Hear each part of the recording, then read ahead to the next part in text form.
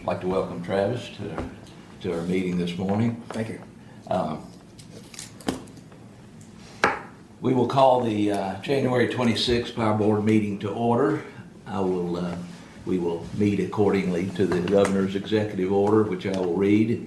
In order to comply with the technical aspects of Governor's executive order regarding holding open meetings in a forum other than in the open and in public, this governing body determines that meeting electronically is necessary to protect the health, safety, and welfare of its citizens due to the COVID-19 outbreak. We now need to go into executive session. We need to vote. You have to vote. Okay, do I have a motion and a second? Second. I have a motion and a second. All in favor say aye. Aye. Aye. Motion carries. Mr. Legal Counsel, do I need to leave the room? You are an ex officio, so no, you're officially an ex officio, Okay. so You're you're not being officially an ex officio. Something like that. Lance or Brian, Yeah, I'll I just think, as call our session back to, public session back to order. I think we have a power and motion award this morning that we want to do first. Brian? All right, good morning. We, today, we have Marcus Lawrence from our customer service, another one of our customer service reps. And he gets the Power and Motion Award for nothing more than he has worn Tennessee Vols attire and mask all through this football season. Anybody that can do that deserves a Power and Motion. Long He suffering. is a true supporter, so. Let me put mine on there. Ron's a big Tennessee supporter as well.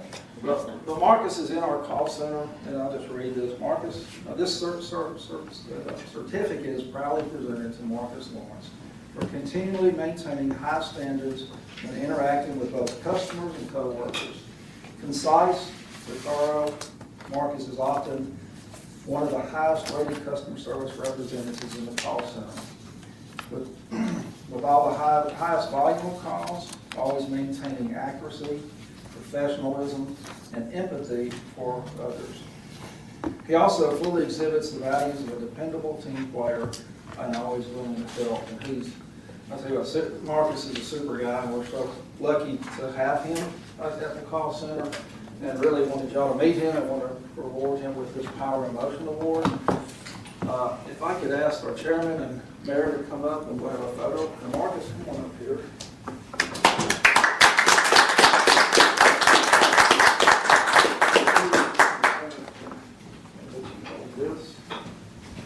Thank you. How long has Marcus been with us? Yeah, 2 years. 2 years, okay. Thank you, Marcus, for everything you do. Yes. Elena, how do we line up here? You look good, just like that, all right? So I'm gonna take She's a couple. talking about Here you, we go. Chairman. Pass down another. And one more. Check. This man's big, my ears look This good. looks good. Congratulations. Good job, Mark. Thank you. Tuck my ears. Okay. Let's approve the minutes, if we will, from December meeting. If you've had a chance to look at those, hopefully, and see no additions or corrections that need to be made, entertain a motion to approve those as presented. So move. Have a motion, do I hear a second? Have both. Any further discussion? All those, well, roll call vote. Ms. Castleman? Aye. Ms. Knight? Aye. Mr. Shaw? Aye. Motion passes. I think we'll change the agenda just a touch and do our insurance presentation. I'll turn it over to Privet for that, if you will. Let's see, I've just pulled up, in your board pack, you have a memo that we have prepared regarding our renewals for this year. And I want to introduce to you, probably needs no introduction, most of you know well, Shan Smith from Jack Turner and Associates. And Ben Goolsby with Benefits Inc. that works closely with Shan. We refer to him as Little Shan, that, well, some people do, Ben probably loves that a whole lot. Do not appreciate it. But they are close partners and friends with all of us here, and we certainly appreciate the work that they do for us. I really am pleased to say that we don't have a whole lot to tell you about our renewal this year, and sometimes when these folks come to us with our renews for the planning year, we have long, drawn-out meetings with a huge book of all kinds of information, and this year, it was one of the quickest and easiest meetings we've had that I can remember. It was wonderful. What was presented to us was a renewal for our current plan from our option 1 that we present as our basic option for employees, of a basic renewal of 4.05. And when you take everything into consideration, all of our premiums, all the HRA and everything all together, it was only 2.96% for the renewal. And we pretty much fell out of our chairs when they told us that. I'm going to pass it to you guys if you want to touch on that. I'm going to pass out to everyone a handout that they prepared for us just to give you a little bit more information. And while they're doing that, I'm going to pull up a screen just to show you our history of our renewals, and I'll let you start with that. I'll just mention something real quick, like, you know, I've been around here now for about 25 years, I guess it's good. And it's a rare opportunity that I can go to any of our groups, and Ben worked with me a lot with a lot of our groups that we deal with.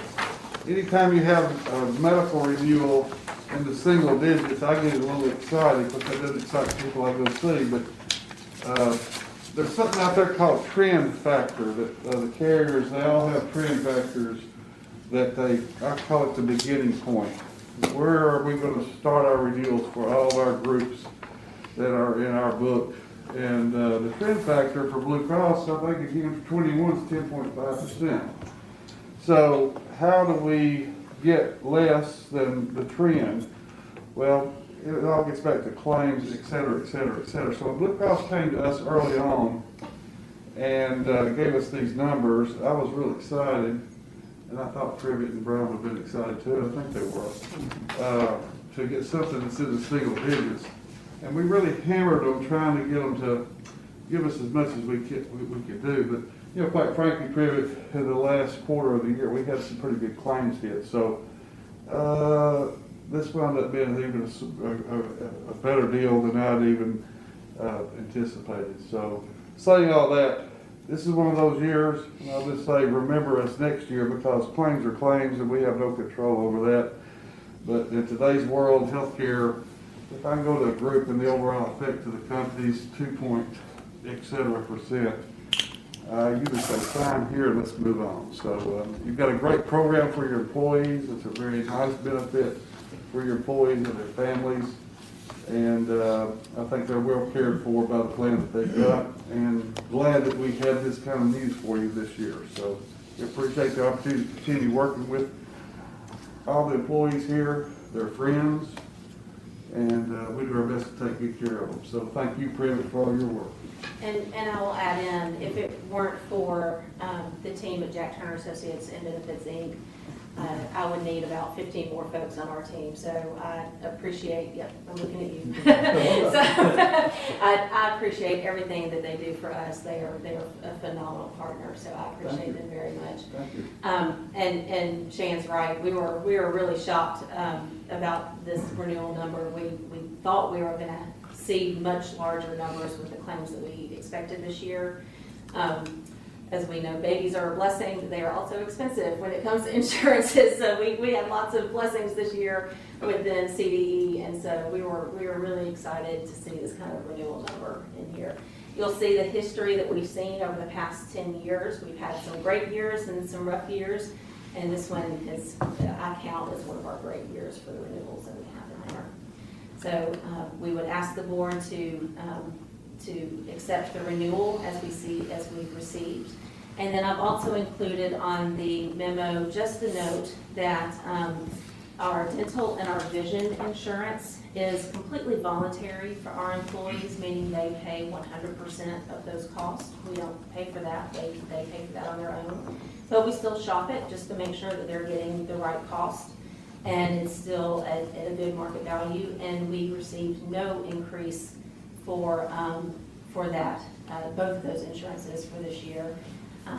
So that's a good news as well, so we're excited there. I'll take any questions you have. We can't get you to guarantee that for next year's. I've heard that before, yeah. I wished I could, pray that we'll keep it in the single digits again. Okay, any other questions for anyone regarding the insurance? Sounds like a good plan. Next year may be different, who knows? Let's hope we can be close to that same figure. I will entertain a motion to accept the renewal for insurance as proposed. So moved. Have a motion, do I hear a second? Second. Second. Have a second? Any further discussion? Hearing none. Ms. Kesselman? Aye. Ms. Knight? Aye. And Mr. Shaw? Aye. Motion carries. Okay, what do we have next here? Our monthly reports. I think we're ready for those. Thank you guys very much. Nice to meet you. Okay. Good luck with that. Sorry to hear it.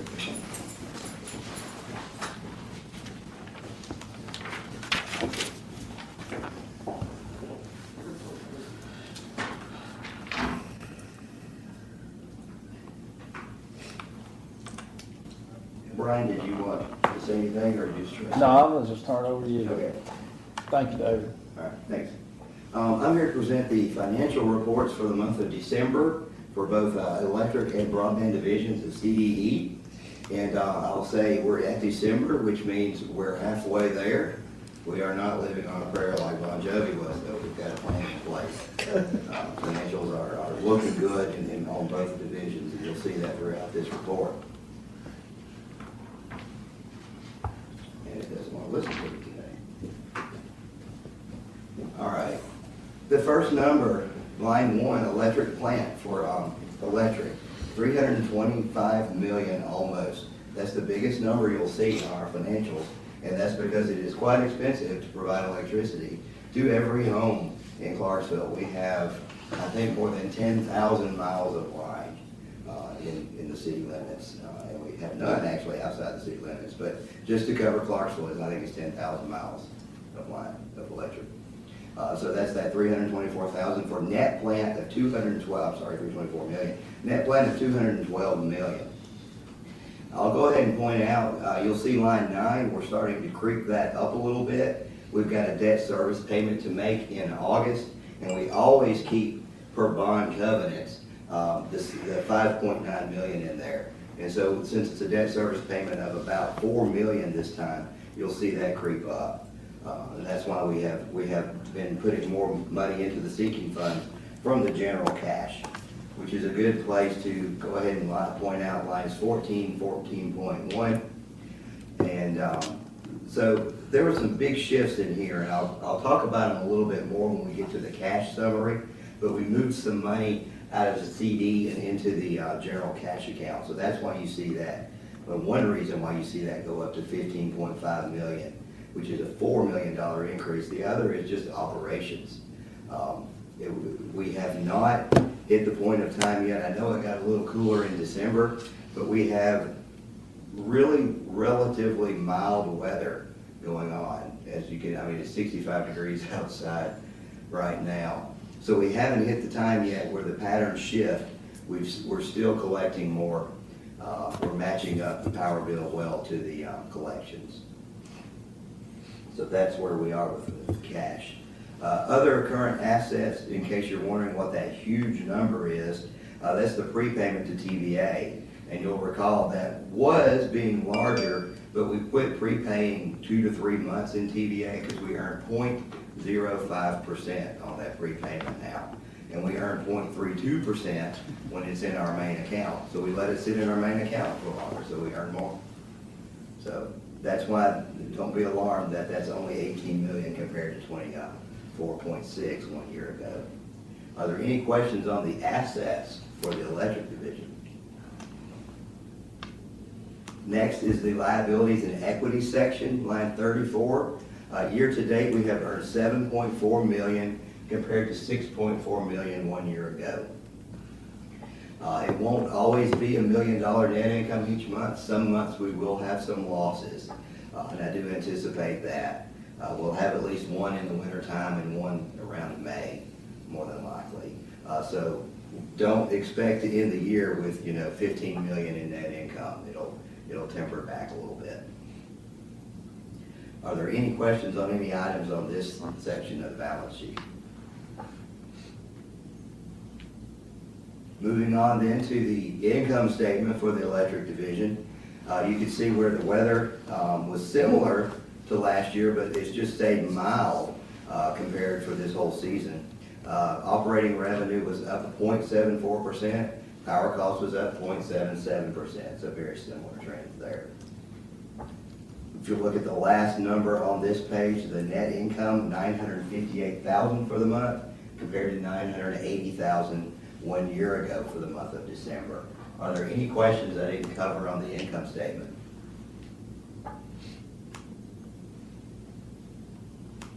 Quickly is the cash flow statement for electric, so you can see where the changes in the line items on the balance sheet and the income statement drove the change in cash for the month.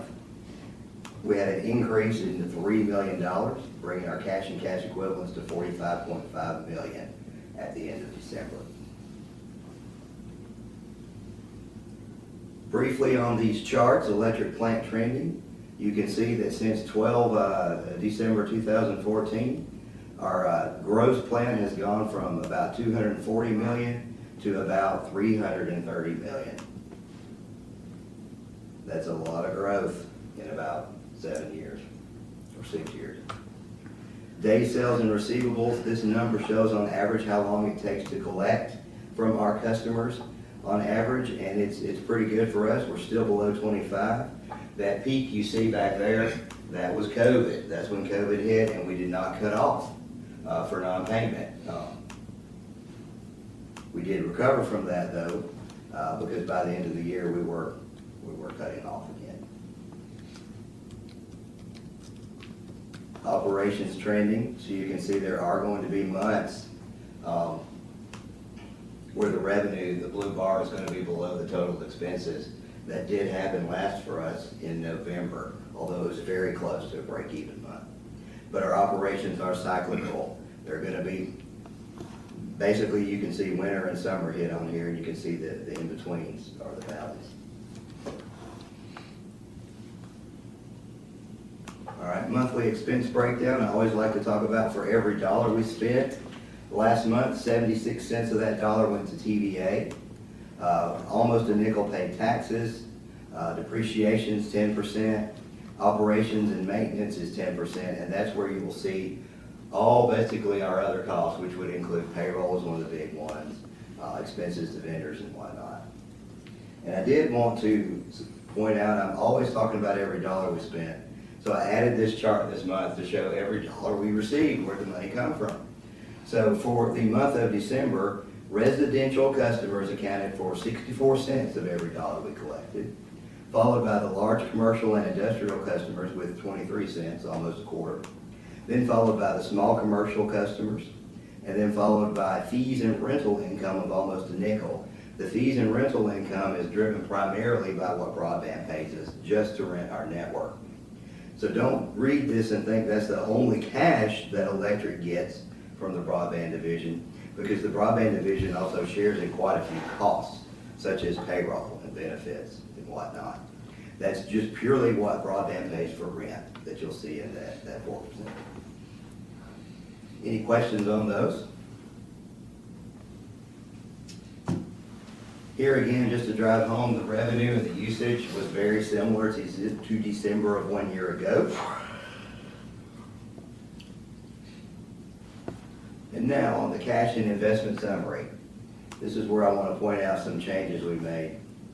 If you look here, we used to have 3 CDs with First Financial Bank.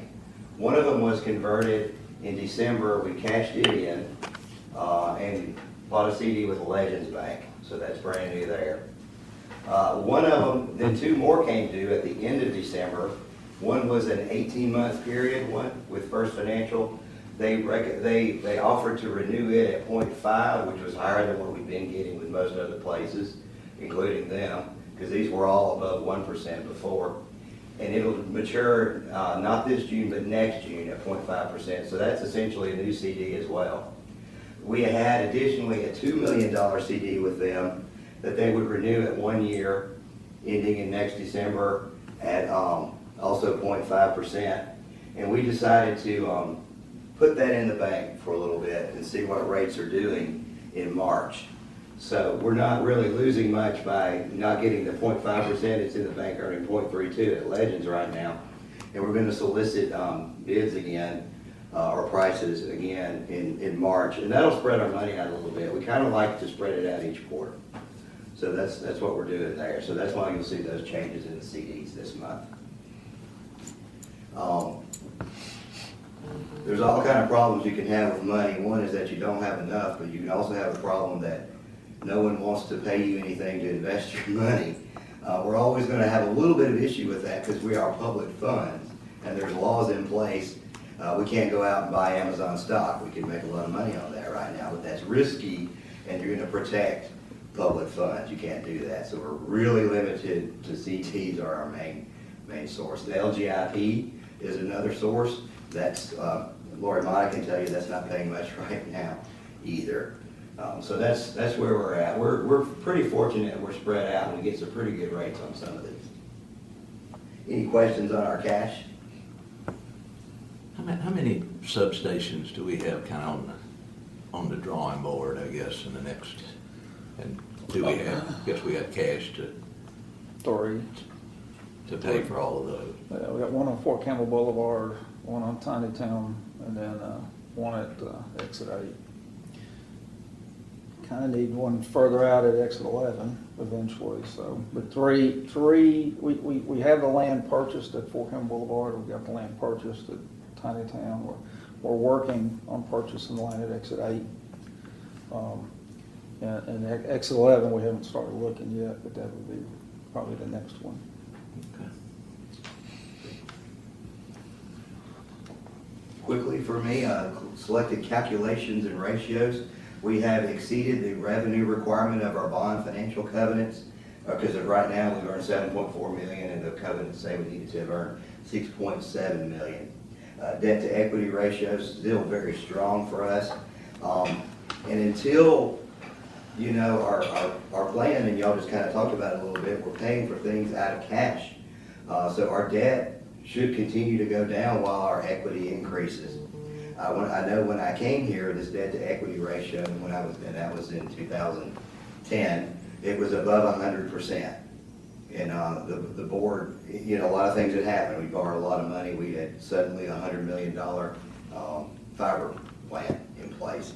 That was just not palatable to the board at the time. And I don't think it remains palatable much right now. So we compare very favorably to our peers in TVA with the debt to equity ratio. So, you know, I talk about, you know, there's good cash problems to have and bad cash problems to have. This is a good issue to have because should we need to borrow money, that's great. You know, if some huge project comes up, we will still compare favorably by adding debt should we need to, just so the board knows that. Our day sales and receivables under 25 compared to over 35 for the rest of TVA. And to be fair, some parts of TVA right now still cannot cut off. So their day sales and receivables is going to go up because of that.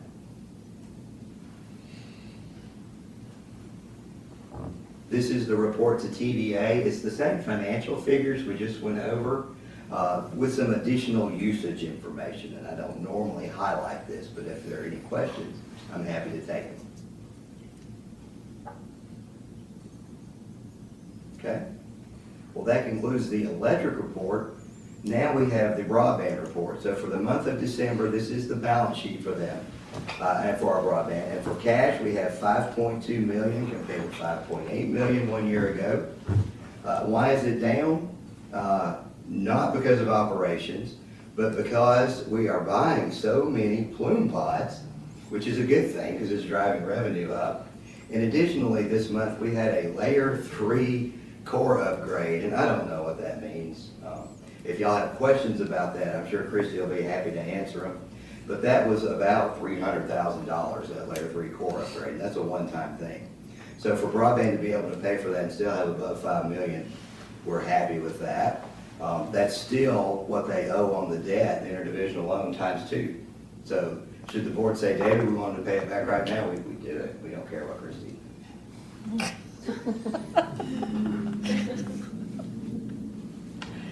Retained earnings year to date in this blue column, plus current is above 2.8 million. It was about 2.3 million 1 year ago. Are there any questions on the broadband balance sheet? Next is the broadband income statement for the month of December. Total operating revenues of 2.1 million. It continues to increase on internet revenue. That's where we get the most new customers.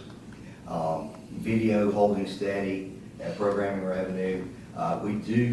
That goes down. Overall, we do lose customers, and that's the industry right now.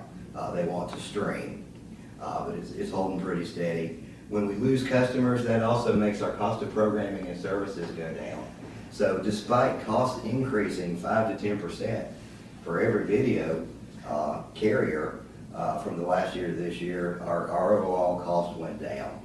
That's because the number of customers paying for that went down. Are there any questions on any items on the income statement for the broadband division? They did have net income for the month, very high of $550,000. One of their top 3 months, I'd say. Has to be said, Mr. Chairman. Excellent job. It sure is. I thought you were about to say they need to pay a loan back today. I was ready to. It's great to have that choice. That's right. Yes, It's sir. great to have that choice. Yeah, it's so good to have nice problems. Yeah. Because when I've been here, Brian's been here, when there were not nice problems, they're bad problems. Christie as well. Next is the cash flow statement for the broadband division. Overall, just a net decrease of 2,000. But again, had we not made that fiber core upgrade or layer 3 core upgrade, 300,000, we'd have cash increase. So that explains that right there. Finally is the variance report that we send to TVA to help track. We also give this to the board. Video increased, internet increased, and if we could only have had 2 more phone customers, it would have been the rare unicorn month where all 3 services had an increase. And I will say November also was almost that way. We only lost 1 voice customer in November as well. So I'm tempted to go out and go with Christie's team and just convince 2 more people to take our phone services somewhere, if y'all know anybody. Are there any questions on my report? Any further questions for David or Brian on the financials this month? Hearing none, I'll entertain a motion to approve as presented. So move. Have a motion Second. and a second. Any further discussion? Hearing none, Ms. Castleman, Aye. Ms. Knight, Aye. Mr. Shaw. Aye. Motion carries. What do we have next? Operating policies and purchases. Mr. Chairman, I hate to leave, but I gotta go. Understand, sir. Appreciate you joining us. It's okay. Sally, thank you for your service. Thank you, sir. I appreciate you let me continue. We're gonna do the resolution. Oh, I'm sorry. I knew it when I marked through my sheet, changed something. Okay, we will open it up for the resolution. I'll turn it over to Brian to bring us up to date on that. ran long today. Okay, we will go ahead and talk about this resolution and just kind of give y'all some background again. And TVA was created in 1933 to provide power, really in places in the valley that nobody else would go. Investor-owned utilities would not come into the valley.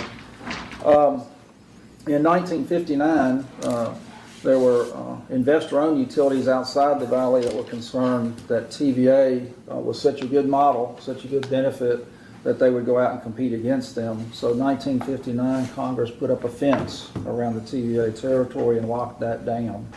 So TVA could not expand any further. And that went well until in the 90s, there was a lot of talk about deregulation. And if you go to some few states, Texas has deregulated utilities. But in 1992, Congress enacted the Federal Power Act, which prohibited a wheeling of electricity into the valley and instituted the anti-cherry picking law. And so that means no outside competition can come into the valley. TVA can't go out from the 1959 Act, 1992, nobody can come in. And we've been running really well up until this last year.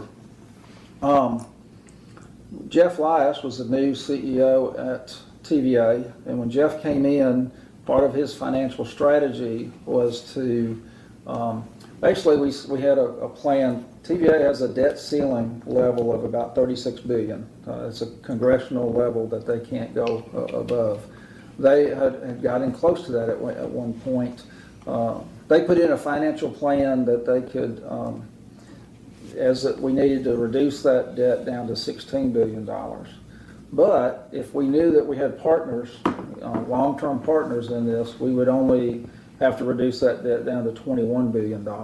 So Jeff Lias made an offer for public power utilities to purchase, go into an agreement, a long-term partnership agreement. It's a 20-year contract. It allows us 5% flexibility, where we're in an all requirements contract with TVA today. We can now buy power, generate power up to 5% of our load if we sign that agreement. There are today 153 LPCs in the TVA territory. 142 of those 153 have signed the long-term partnership agreement. 11 have not for various reasons. On January 11th, 4 utilities in the TVA Valley filed a complaint with FERC. And basically their argument is, it's kind of a monopoly, or they're fighting to force TVA to open up their transmission lines to allow them to wheel power into their utility from another power source. Their reasoning is they say TVA's rates are too high and unfair, and they don't want to go into this 20-year agreement with TVA. My concern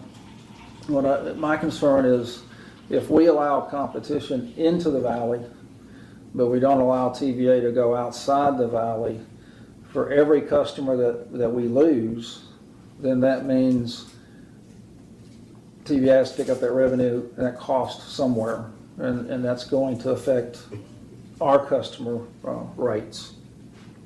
I believe this is a big attack on the TVA public power model, and this is critical for the future of our customers, and this will have a drastic effect on our customers and our community. And so what I would ask the board to do is allow us to pass a resolution that you have before you. There's a resolution in the board pack, but I have passed out a hard copy, and Kanal, I think we have emailed you a copy with an amendment to that. And we would ask you to vote on the resolution as amended. And what this would do would be, one, to publicly say that we are against these 4 utilities' complaint to FERC, and that we would actually sign on and hire an outside attorney to sign on as and intervene on that case. All of the fees that we will incur, all the legal fees, will actually be paid for by TVA. So the board, CDE, will not be out at any cost in this. And I may turn it to my legal fellow over here. Lance, is there anything I've missed on That that? states that I don't have anything to add unless the board members have any questions.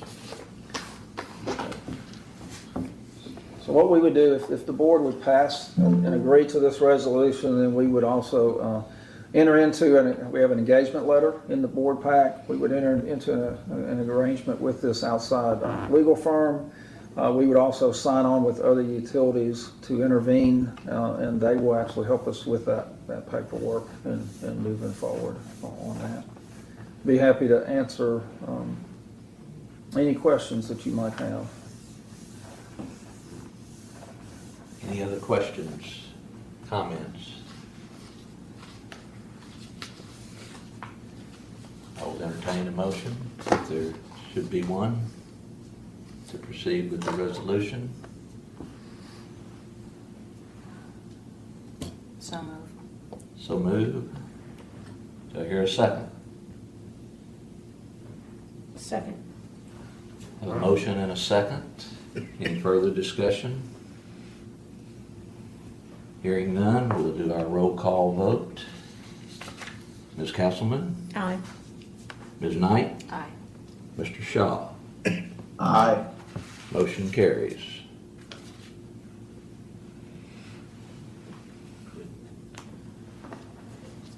I wasn't sure you were I don't know. official. He's not. No, he's here to I'm just kind of here to observe. I think. observe it this time. Yeah. We're going to get him on next month, though. Okay. Yeah. That's right. I hope I hadn't been ignored. No, that's okay. No, I The entire understand. time, but that was I'm just what here I, just to watch and try to absorb. that's what I understood. You were here just kind of Yeah, observing. yeah. And that's be official next month. Okay. Okay, resolution has passed. Thank y'all, the award, for your support on it, and thank you for your support to Public Power. And I will forward this information on to TVA to let them know where we stand, and I'll get with Lance, and we'll get this information to the attorney as well. Thank y'all so much. The next item is COVID policies. If you remember, when COVID hit, we implemented, and this is another thing that TVA Regulatory did. TVA Regulatory allowed us to go outside the box and quickly pass some policies that may not have gone exactly 100% in line with regulatory, but they were very flexible on this. So we passed 6 COVID policies, and very, very helpful to our customers and to our employees. That we now want to make an amendment or basically rewrite one of those policies, really dealing with the federal, some federal guidelines and federal law. And I'm going to turn things over to Privet to get the nuts and bolts of it. Sure. We provided a summary of the updated policy in your board pack, and I'll just walk through that summary to give you an update of what that policy change is. This policy replaces the COVID-19 Policy 6, which we adopted in April. That came from the Families First Coronavirus Response Act, which essentially gave 80 hours or 2 weeks equivalent for part-time employees for specific COVID needs. Those were paid at either 100% or 2/3 of the pay, pending the reason for what was up there. For this updated policy, we intend this to be a bridge until further guidance is given for the current federal administration, which we expect to come soon. I was kind of waited on bated breath all week long, just waiting to see what might come out of the current administration as things are being signed daily. And so we don't know how soon this might come, but as soon as something comes, our intention is for this to be our bridge in the meantime. But what we are requesting is to continue the emergency COVID paid leave January 1, backing it up to January 1, and we're saying through June 30th, of course, pending any current legislation that comes out in the meantime. We're going to alter slightly and request for the qualifiers for this emergency pay to be for 2 of the former 5 reasons. And those 2 are that the employee is advised by the medical provider to quarantine due to COVID, and the employee is experiencing symptoms of COVID. Now, those are the 2 for 100% paid qualifiers. They are not for the 2/3 paid reasons, which is subject to state or local quarantine, which basically because we all have to work as essential employees, caring for another individual, or school is closed, or experiencing any other health condition. The reason being, we are focusing on the employee being sick and not wanting to come to work sick and not spreading that at work. And so that's our main focus during this bridge transition period. The allowable is for continuation of those 80 hours or the 2-week equivalent. And it's not eligible for those who have already used it, but it is eligible for those that have some time remaining or that have all of the time remaining. So we're not giving additional hours, but we're just continuing on those that have some or all remaining with it until we get further direction, and then we'll adjust from that point forward. Take any questions y'all might have. We need to vote on that one Yes, individually, yes. specifically. Yes, sir. Okay, I'll entertain a motion to accept that operating policy number 6. So moved. Have a motion, to hear a second? Second. Have a second. Any further discussion? Hearing none. Ms. Castleman? Aye. Ms. Knight? Aye. Mr. Shaw? Aye. Motion carries. Okay, I'm going to go ahead and allow, ask Privet to go over policy 3-15, and I may have some additional comments after. Okay. Policy 3-15, I also have a summary in your board pack as well. This policy is updating, replacing, and consolidating several of our former policies. So 3-15, 4-1, and 4-2, all of those are being updated and included in the new policy. And then 4.3 through 4.7, all of those are now covered in this document, which is our APPA safety manual. This is put out updated every 5 years, and all employees receive this each time it's put out. All employees sign that they've gotten it, review it, and we provide it during orientation for all new hires as well. So I'm standing right in front of the camera, so I just realized that, sorry. So having policies that were not being regularly updated were completely outdated. We needed to get rid of those because they were covered in that manual. The new sections of this policy, and I'll just work through those quickly. Work safety is the first section, and that refers our employees to our guidance under this APPA safety manual, and of course our OSHA guidelines that we follow. It has a statement on safety sensitive. It's just a statement that all of our positions are safety sensitive and essential to our operations. Workers' comp benefits, just a statement of eligibility under that workers' comp law. Safety director is a statement of the position as per our OSHA guidelines states for us to have. It has a statement of light duty procedures for our on-the-job injuries and our process that we follow there. And then a new section that's included is a safety incentive portion. And this is a statement for us to encourage safety and to keep that safety-minded focus going. It provides an 8-hour paid day for our full-time employees and 4 hours for our part-time folks. And it is received if there's no lost time accident spanning 2 consecutive 6-month intervals, so January 1 through June 30th, and then July 1 through December 31st. It must be used within a 12-month period from the time it was awarded or it's forfeited. That's the key. So it's pretty much given, and then if they don't use it, then it's gone away. The intention here is very important. It's meant to encourage working safely, not to discourage people from reporting or to work hurt. So we want to make sure that's very important.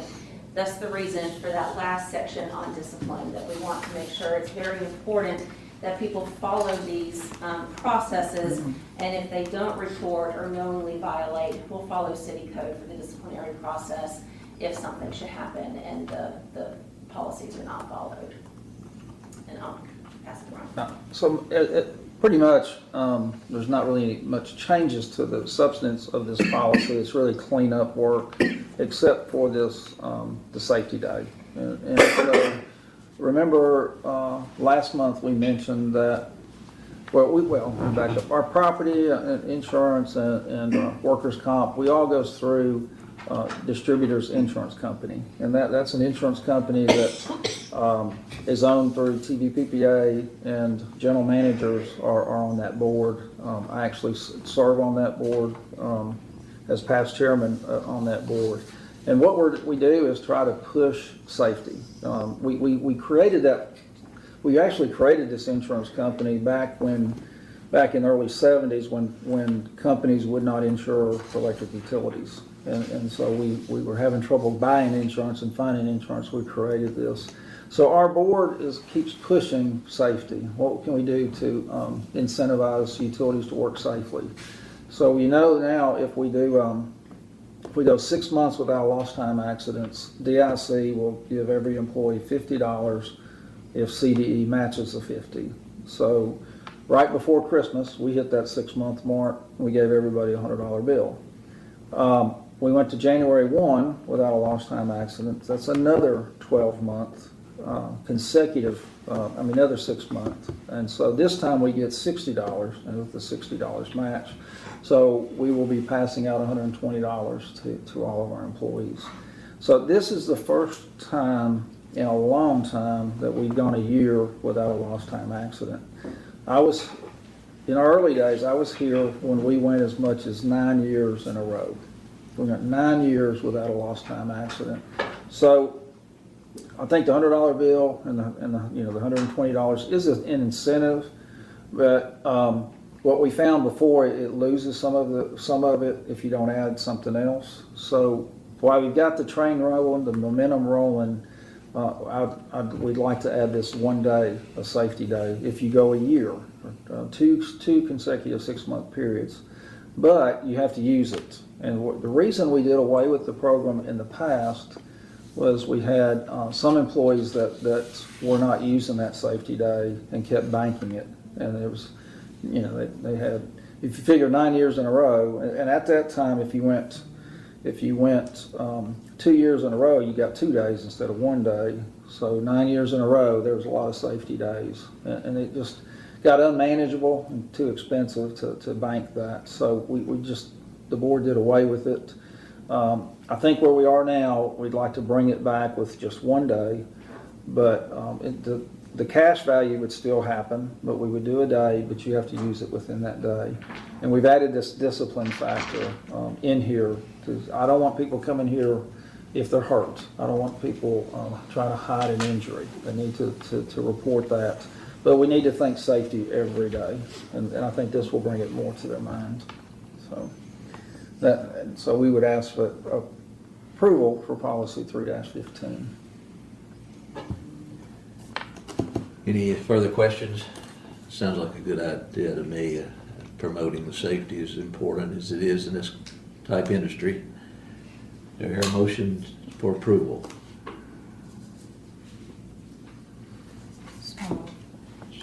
Have a motion, do I hear a second? Second. Any further discussion? Hearing none. Mrs. Castleman? Aye. Ms. Knight? Aye. Mr. Shaw? Aye. Thank you. Broadband policy 6-1. Okay, I think you've seen this coming with all of the retrans contracts that have been coming through to you. So we've been evaluating what we need to do on our video pricing. And Christy, I'm going to turn it over to you. We are proposing an adjustment to our rates, as we talked about in the last round of all the huge retransmission consent agreements that we did back in December. Were able to negotiate the cost increase down from well over $6 down to just over $3, and we plugged in the additional changes that we'll see from our classic cable providers, the ESPN, CNNs of the world, and came to about a $4.50 rate increase, and I was pretty pleased with that. We were really trying very hard to keep it below $5 this year, considering the economy and the challenges people have faced with COVID. So we came to a $4.50 increase across all of our video products.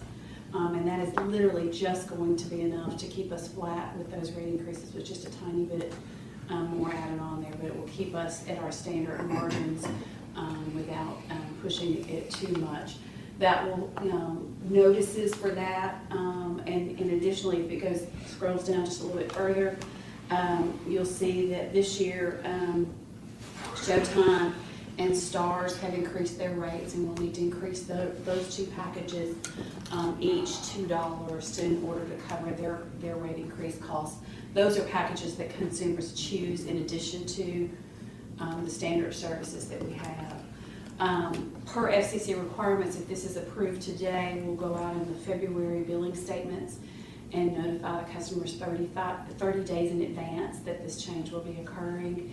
And then the changes will take place with their March billing cycle, and we do it as they bill, as opposed to doing it March 1, so they don't have odd prorates with part of the month at old rates and part of the month at the new rates. That makes their bills very confusing for them.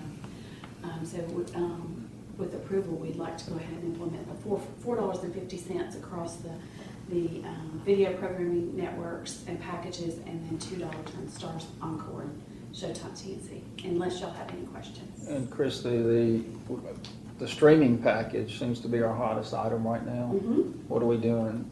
We're not going to change that, because that is a package that we are pushing and promoting and encouraging many of our customers who are looking to be cord cutters to shift over to that package.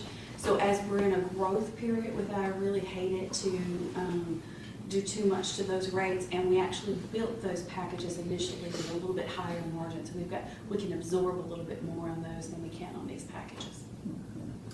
And we have a franchise agreement with the city to be able to provide this service, so we also have to notify the city with a letter as well. And that's been prepared for the mayors. Any questions? Any other questions for Christie? Call for a motion. So moved. Have a motion, do I hear a second? Second.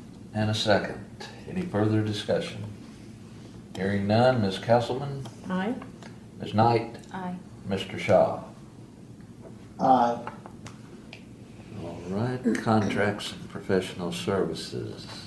Okay, well, I'll just go ahead and turn it over to Christy to go over that first contract. Yes, okay. Well, as I just said, we are really encouraging folks that are on our standard, what we call linear, set-top box driven programming, video programming, and they're looking to make that move to streaming. We're encouraging them to participate in our streaming packages. We've had a great deal of success for those. Little growth and configuration issues as we develop that and continue to work and tweak on that. But one of the things that the team has talked about wanting to do in the future is to eventually eliminate dependency on all linear networks and eliminate the dependency on satellite-driven content and move to all streaming. And to do that, we really felt like we needed to be able to provide the consumer with a set-top based experience, so that you're actually using a more traditional remote, but you're still seeing streaming product. What that does for us is allows us to eliminate a lot of expensive equipment in our head end. It allows us to eliminate dependency on a satellite, and we will be able to move everything to a streaming-based product in the future. This particular contract allows us to continue to test the Amino Engage product, which is, Amino is the current provider of our set-top boxes, and that Engage product is what allows that set-top box to become a streaming device. And so as we make that transition, some of our older customers prefer to use a remote that is more of a standard set-top box remote, and not your Fire Stick streaming type remotes. And so this will allow us to do that. It's $1.12 per set-top with a $2,250 and support annually. So it'll be an additional cost on top of the set-top cost, but it's a cost that will recoup as that consumer subscribes to pay a nominal fee for the set-top rental. What we're hoping is, by the next time we have to do a major upgrade to our satellite dish and our head end, that we'll be ready to go 100% streaming. But I don't believe we can go streaming without this product all the way across the board. So I think this is a key for the next phase, a building block to get us to the next phase. Any questions? Any other questions?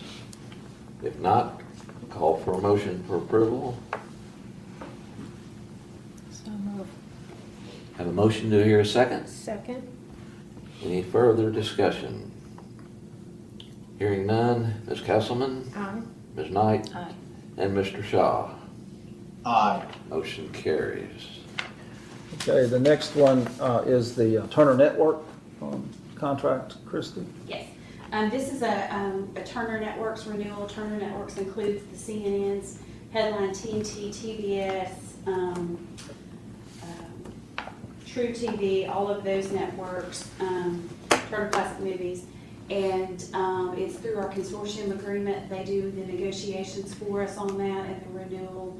And that came out to about a 4.5% increase this year over our prior year contract. So pleased with how that went for us as well. Any questions on that? How does that rank with some of our other ones? That's not one of our most expensive ones, is it? It's not. far. ESPN, Disney, which they own everything, which is all the ABC networks, ESPN networks, Disney. That's usually our highest, and that tops out sometimes as much as 12%. Okay. Call for a motion for the Turner Network renewal. Move to approve. Have a motion, do I hear a second? Second. And a second. Any further discussion? Ms. Kesselman? Aye. Mr. Knight? Aye. Ms. Knight? Did I say Mr. Knight? Yeah. Mr. Shaw? Aye. Motion carries. Sorry about that. Our Verizon, Okay, and before I go into the Verizon, I do want to say, we've said it before, and I do want to say it again, that many of the LPCs that are in the broadband business will, they hire consultants to negotiate these contracts. We do it in-house. We, as in Christie, do it in-house. And I'll put her up against any of the consultants that other folks are using. So I think for the most part, she gets a better deal and really saves us some money. It ultimately save our customers some money. So she has done a like I super say, job. Tony doesn't have a chance. He doesn't. He doesn't. The Verizon, we've been working some time with this deal and found that we were able to get under a state contract with Verizon. If you remember, we put in a time of use rate to go with the hospital. Bless you. Thank you. And so the hospital is now on a time of use rates, but the meter that we put out there TVA has to be able to access that meter.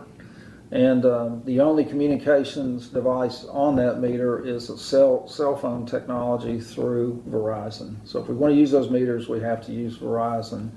And we have potentially 7 customers that we're going to start working with once we get get the hospital things all worked out with it. We're going to order some other meters. We'll probably be talking to gas and water, sewer treatment plant, and a couple other utilities, to a couple other customers to see if they might want to go on this new rate. And I think we can save them some money as well. But it does require a cell phone attachment at each one of those meters. And I think it's like maybe $34, $35 a month for that. But it is a state contract that we'd be going under. So we would ask for approval to execute this contract. Okay. Any other questions for Brian concerning that contract?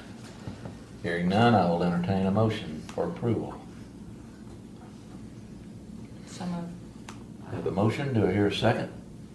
Second. Motion and a second. Any further discussion? Roll call vote. Ms. Castleman, Aye. Ms. Knight, Aye. and Mr. Shaw. Aye. Motion carries. Okay, purchase requests Okay. that do not require action, right? Right, yes, sir, that's correct. The first one is ETI, and it's for our subscription services license for the ETI software. ETI is a software that actually builds our bundles. Customer service reps, as they're waiting on customers, they actually key the packages in through that software. That software manages all the devices that are in the field as well. And then once they complete that, and it manages work orders in the broadband side as well. And then when that order is done, completed, it actually updates our middleware software that actually provisions the set-top boxes and such provisions the ONTs. So I've always, thought it was somewhat expensive, but it's the only software in the game for our customer range, and most everybody that's our size, that's who they use, is ETI. So it is a need for us to add these licensing. The next one is layer 3. I'm going to let Christy just handle the layer 3 switches. They're facing switch, so it's technically the switch we plug the fiber that runs directly back to the consumer's premise and connects all of our services to, reads meters, delivers internet, TV, or phone service, depending on what the customer subscribes to. So these are, and that purchase is based on growth in the markets. So you see our hub sites all around town. Those hub sites contain all these switches and are full of these switches. So, okay, any questions on those purchases? If not, I will go on into policy 2-1, which is our fuel cost adjustment. And just we're talking about rates. This January rate is going to be average bill will be $132.49. If you look at last February, it was $134.44. So it's actually, this year's average bill will be about $1.95 cheaper than it was last year. So fuel cost, and you can see how steady the rates are, but fuel costs has allowed us to really keep our rates low for our customers. So, any questions on that? So my next is the manager's report, and as we've been doing, I think just call it the PowerPoint. You've got my report in the board pack, but I've got the PowerPoint that we'll go over. And the first thing we'll do is ask Privet to go over our COVID numbers and a COVID update. And we might as well talk about the Learning Center. Yeah. Just real quickly, our numbers have not changed drastically for this month. January, we've only seen 2 positives, knock on, still have a few more days left in the month. So we're grateful for that. And overall, I truly believe for the number of employees we have, our numbers have not been awful. So we're pleased with that. As Brian mentioned, we have come to you all for several months in a row talking about the Learning Center and the remote on-site workspace that we've been preparing and working with the Little Learners University and working closely with them. We were at the point that we were reaching back out to employees to hold an informational meeting to have them come to speak with the team from Little Learners University to begin enrollment process and start the phase.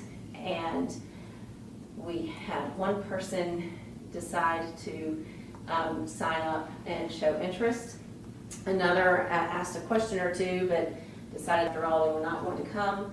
We actually postponed the meeting a time or two and continued to not have a need from our employees.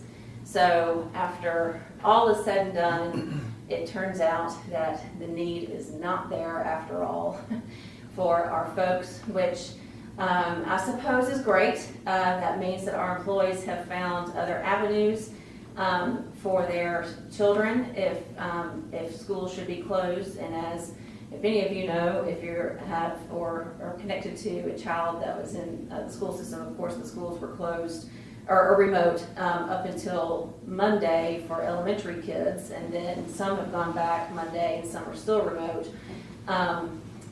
But we take this and have spoken to several that they have made other arrangements and have been able to work it out. So it's on permanent hold at this point is the best way to put it. So I will say that the Little Learners University team was phenomenal to work with, and we hope to keep up the relationship, you know, if we ever find ourselves in this predicament again. Okay, yeah, and I think when we first looked at this and talked to our employees, we had 30 that were interested in it, so that's why we felt like let's put something in place. We have the extra space. It's in here, have it here, but like I said, there's not the interest in that now. We talking about our solar generation. I'll talk more about it in a few minutes, but we are in a pilot program with TVA, and this kind of shows the TVA territory and their carbon emissions for the different areas. TVA is at 742, and you can look at the big utilities around TVA.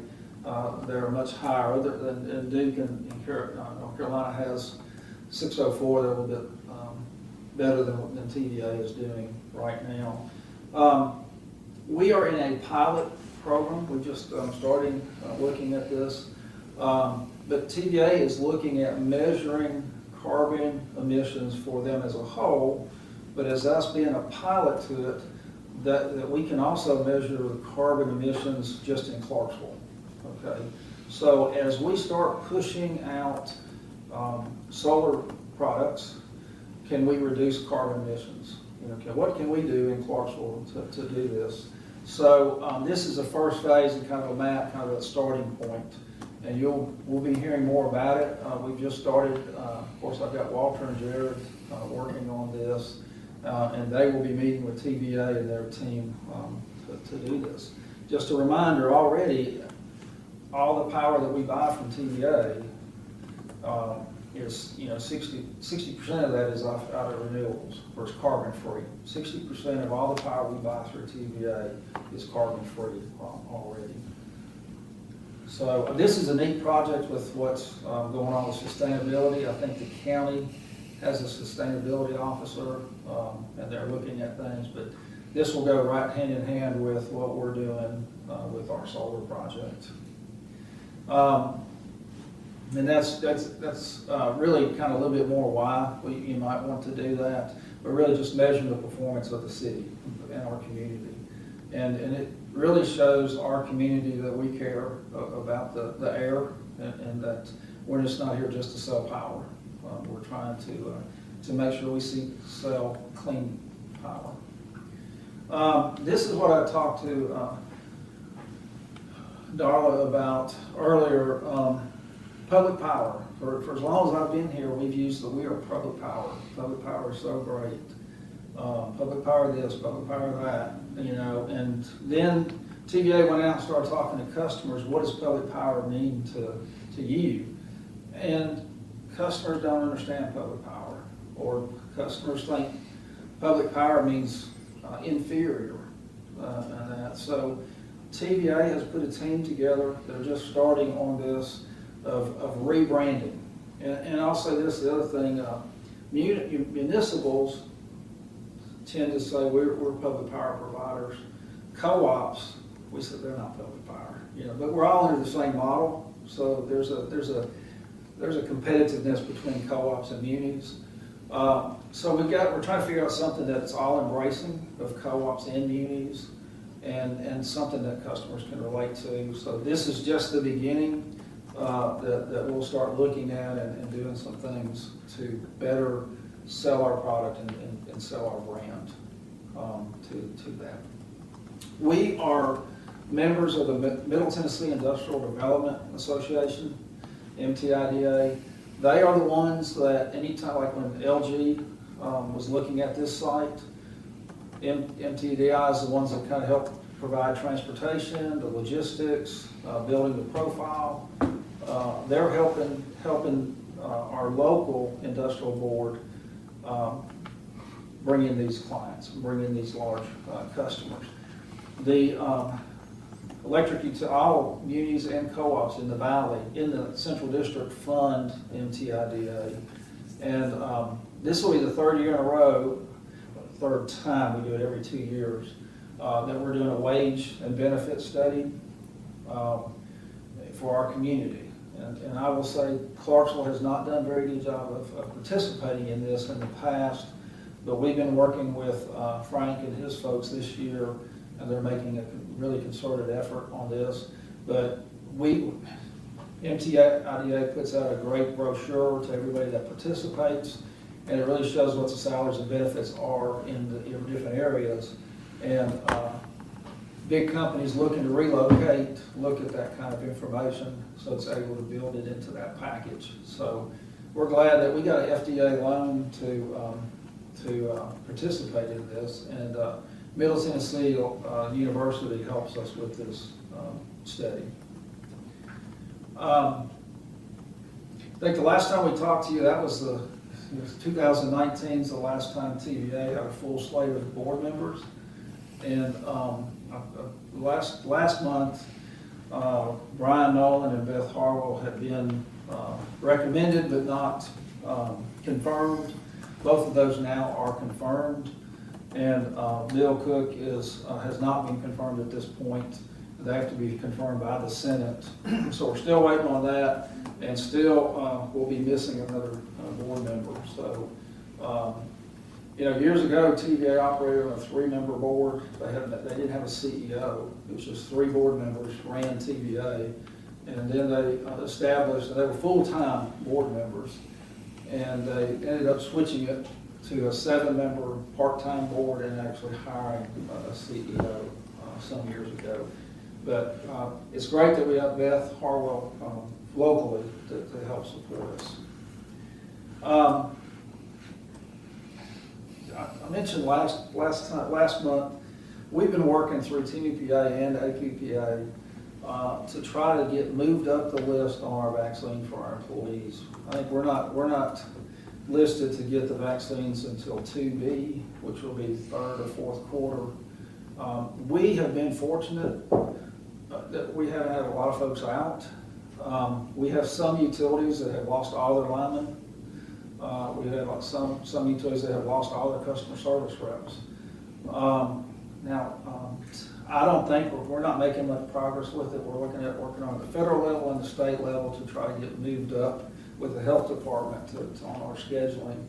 I will say some utilities have been successful individually in small communities, but we haven't. But just want to make you all aware. I mean, Christmas Day, well, actually Christmas Eve, a storm came through the Knoxville, Sevierville area, and then Christmas morning we had the bombing, and so no phones, and they were trying to get help to come and restore power. And between not getting phones and people afraid to go because of COVID, they had some people out without power for 7 days up in that area. So, hopefully we can get the vaccines before storm season hits.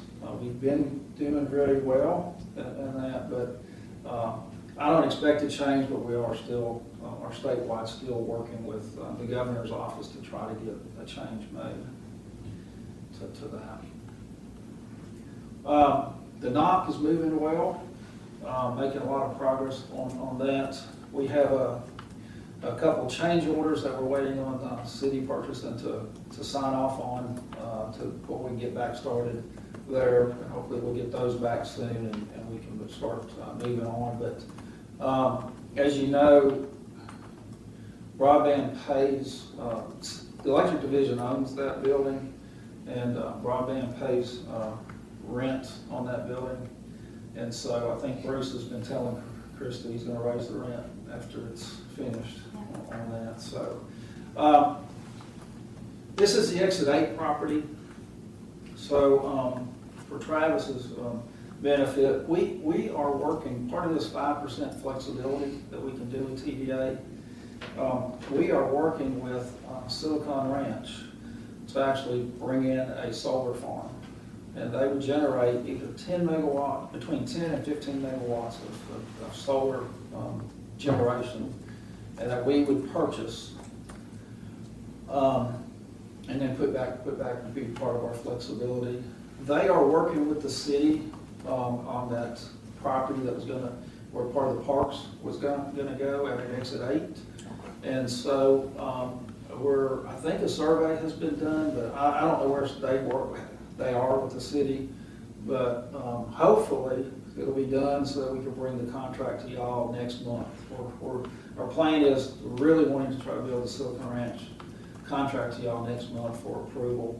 So they also are working on with a second landowner for that 5 megawatt site. So will be 2 sites probably to get us our 15 megawatts. If you'll see in the little square up there, that's where the Exit 8 substation is going to go. We're looking at right at 3 acres, and we'll be purchasing that from the city as well. And we're waiting on John Hilborn with the city to notify us of the survey so that we can bring that. We're hoping to bring that purchase of that land to the board next month as well. So it's moving slow right now, but what we'll do when we get to solar generation, you get renewable energy credits, which is a commodity that's worth some money. And we're going to work to figure out what we're going to do with that. We can sell that to the city. We may donate it to the city. It would put the city at 50%, over 50% of the city's electricity usage would be coming from solar. So that's huge. The city could really sell that pretty big. Basically, every city department, with the exception of gas and water, their power would be from solar generation, if we could do that. Another option is to use those regs to recruit industries that comes in. So we'll be working and talking with, getting your recommendations and talking to the mayor, trying to figure out what we might do with those when we get it. But big thing is getting under contract with solar. The other thing, safety is always on our mind, and always trying to be safe. So we need your help. Sometimes we have people on our lines trying to steal copper and steal things, but other times we have folks climbing poles. And so if y'all keep an eye out for that fella right there as well for us. So anyway, I was needed to turn that in.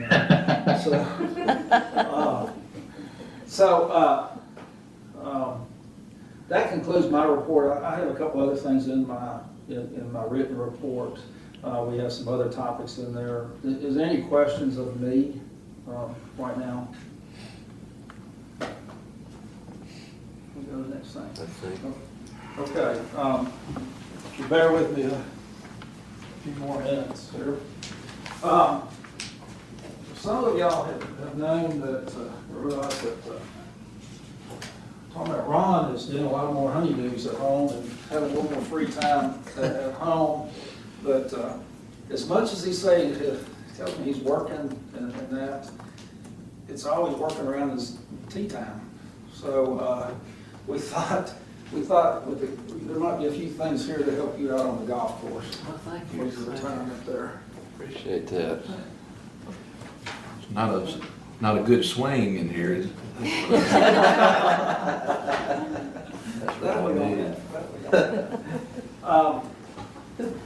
So the other item that I have is kind of sad news and that is this will be Sally Councilman's last board meeting with us. She's moving out of our area and we'll be leaving the board. Sally's been a tremendous help to me on the board. She's been a great help to the board and to CDE. She served on the finance committee, chaired the finance committee. She's served on our personnel committee, and I think you've chaired the personnel committee. And she has served as vice chair multiple times for us.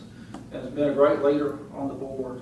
And so you've always, I count on you for asking some questions throughout, and that is what I like as well. So Sally, you'll be missed on the board, and I wish you the best. And as we do with all of our outgoing board members, we have an electric meter lamp. Please keep it plugged in on at all times. But I'm not going to try to lift it here, but it does have your dates of service here. We'll come up and get you a picture with you. Thank you very much.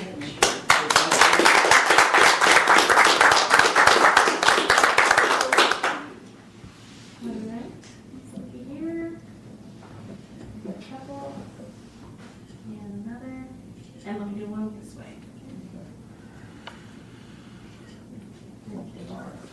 Thank you. Brian, thank you, and thanks to the management team, is just absolutely outstanding.